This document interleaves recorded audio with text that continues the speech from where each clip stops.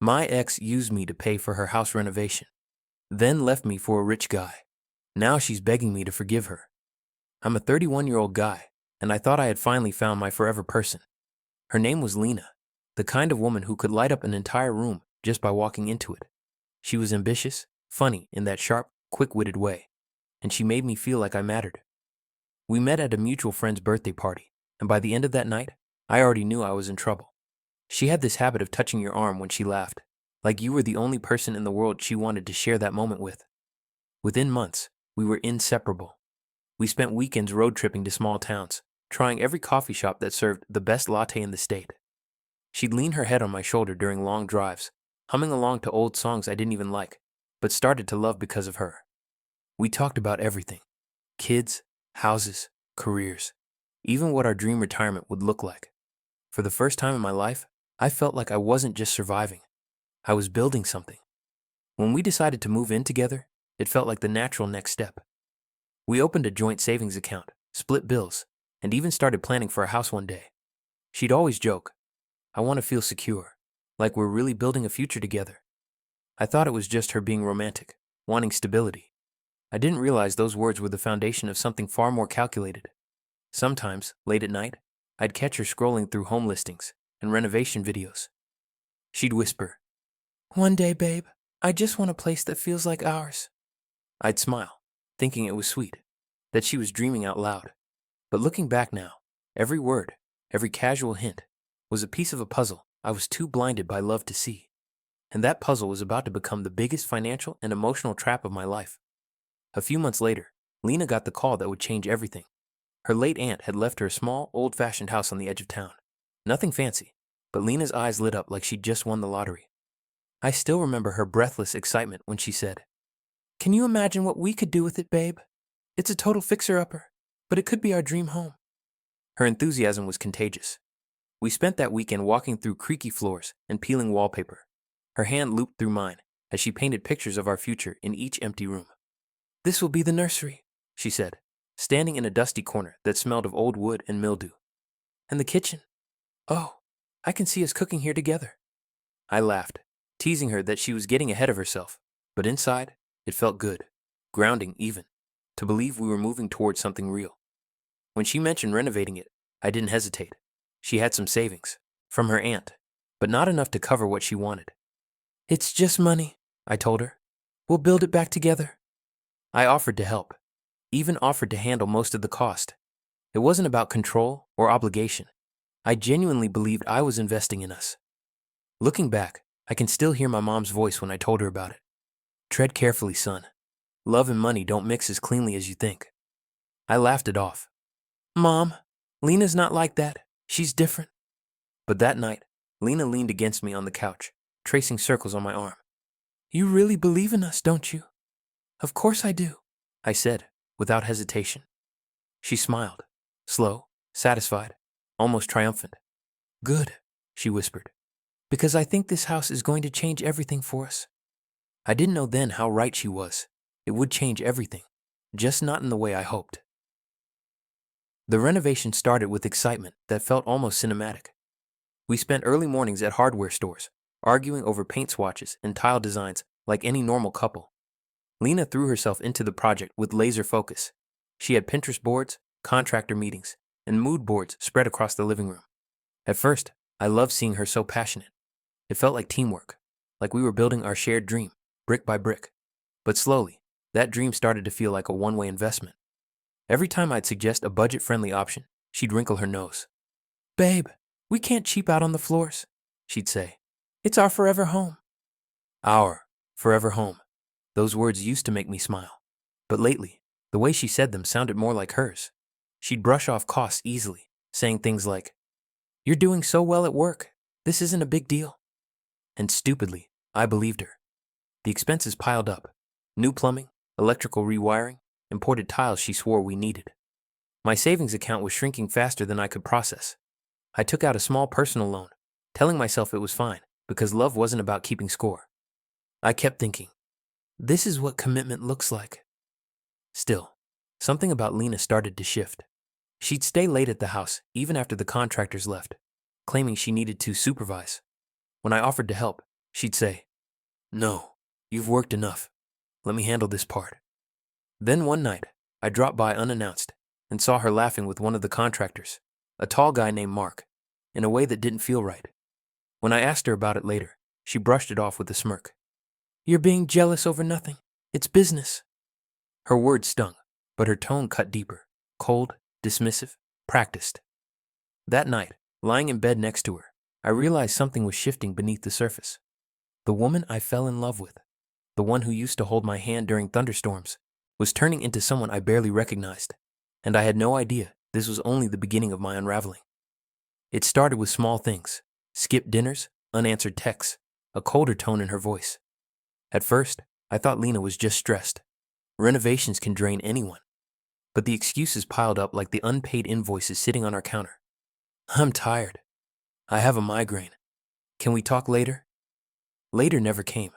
Nights that used to end with us curled up watching old sitcoms turned into long silences where she scrolled endlessly through her phone. The only sounds were the buzz of her notifications and the distant hum of the ceiling fan. I'd ask, "Everything okay?"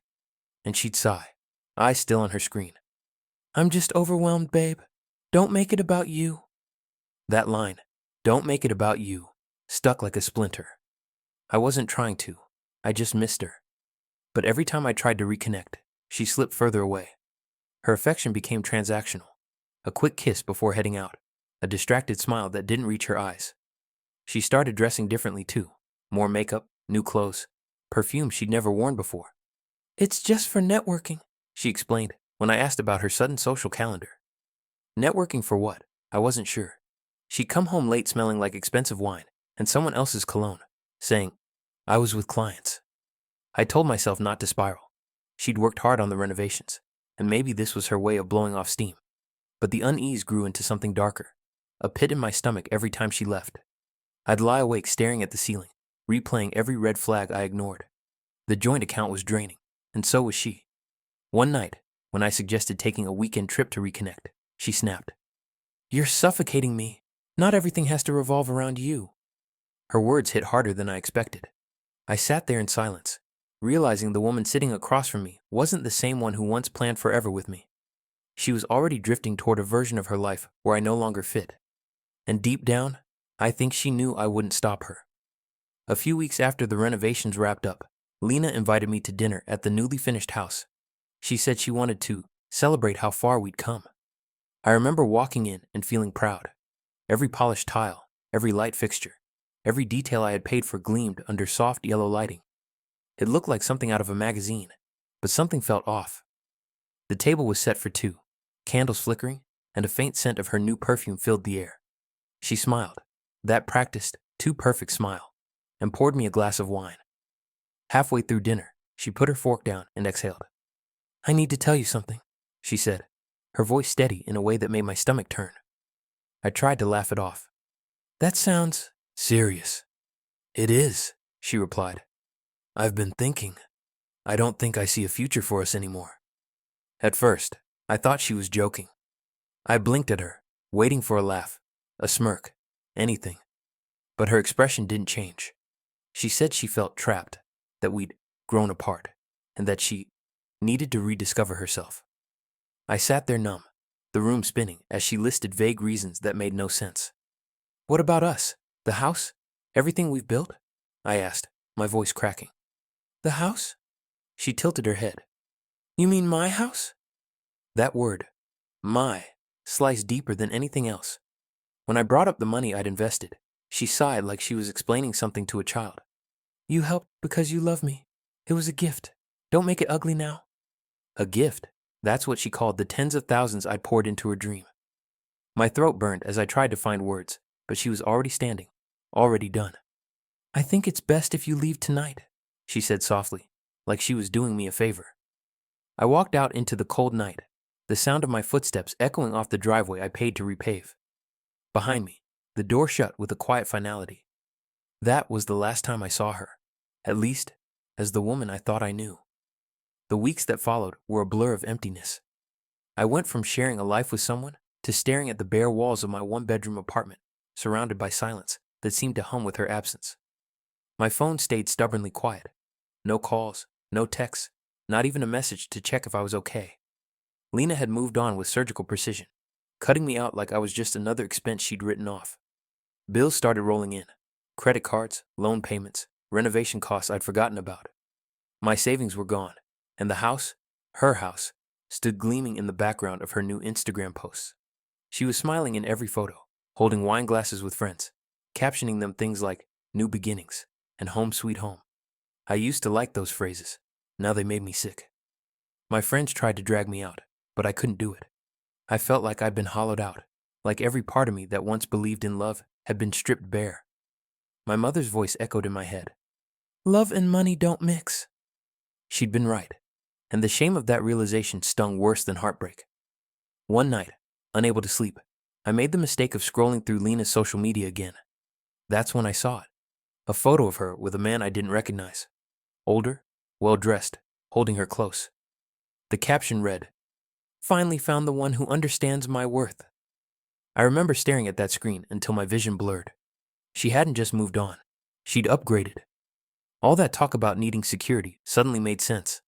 I wasn't her partner. I'd been her practice run, the guy who funded her comfort until someone richer came along. That night, I hit rock bottom.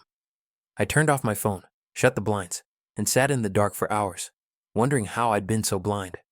Everything I'd built, everything I'd trusted, was gone. And in that silence, one thought began to form. Cold, steady, and impossible to ignore. She wasn't finished with me yet. About 3 months after the breakup, I got a call from an old mutual friend, Melissa.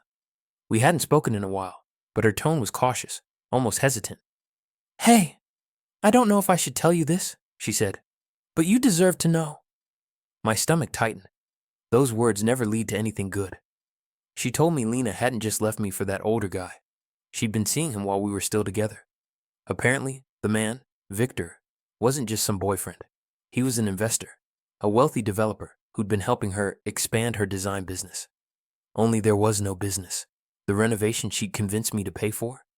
It wasn't about us. It was her audition. Lena had been using my money to renovate the house as a showcase for Victor, to prove she could manage large-scale projects. My stomach dropped as Melissa explained how Lena bragged about her savvy financial strategy. "She said you were the perfect partner because you never asked questions," Melissa admitted quietly.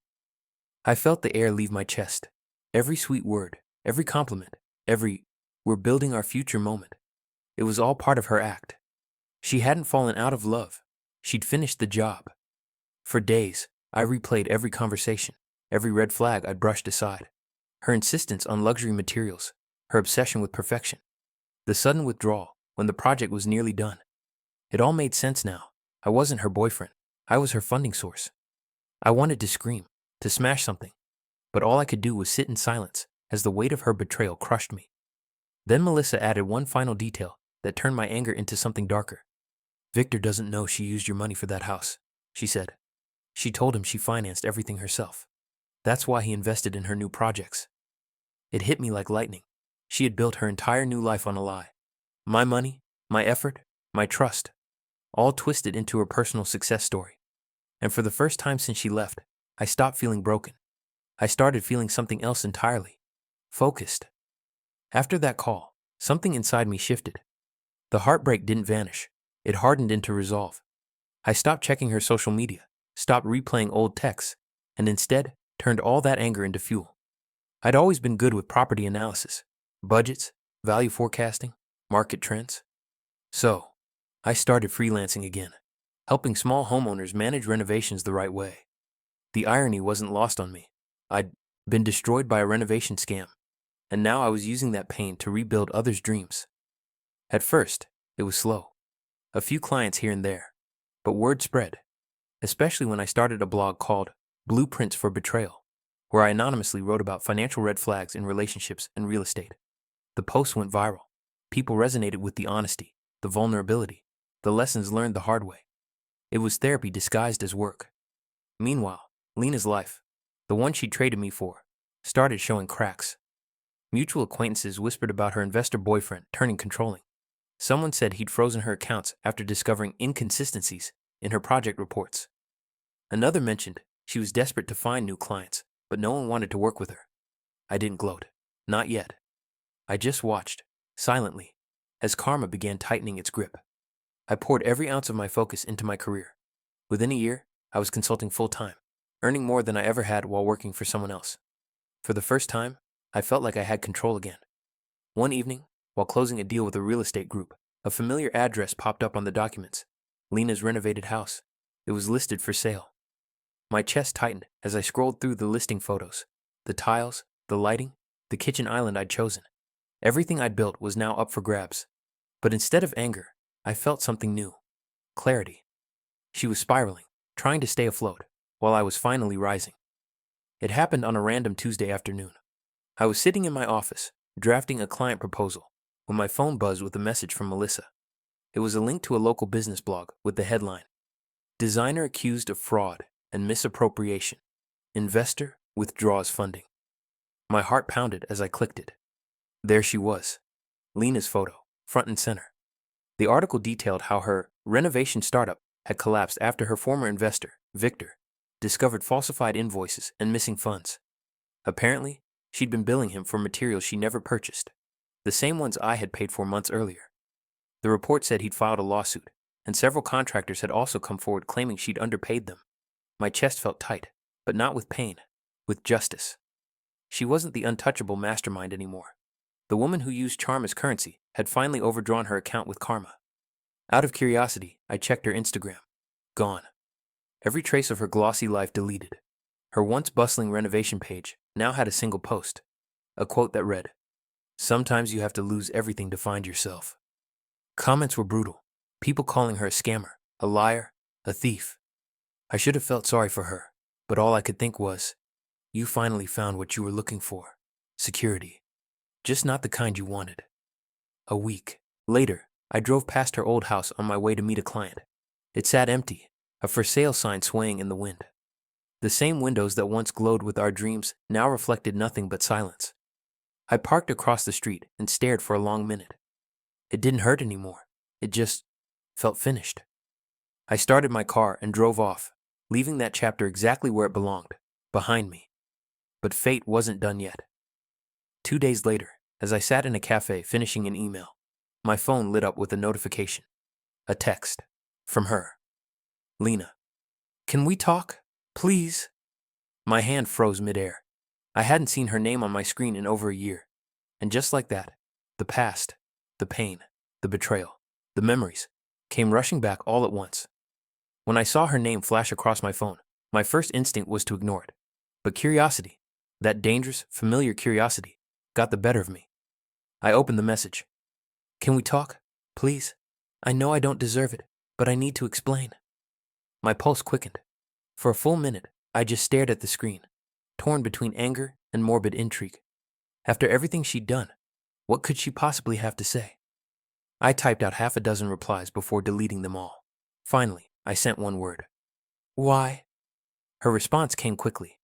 "Because I've lost everything, and I can't live with what I did to you. I just need 5 minutes of your time."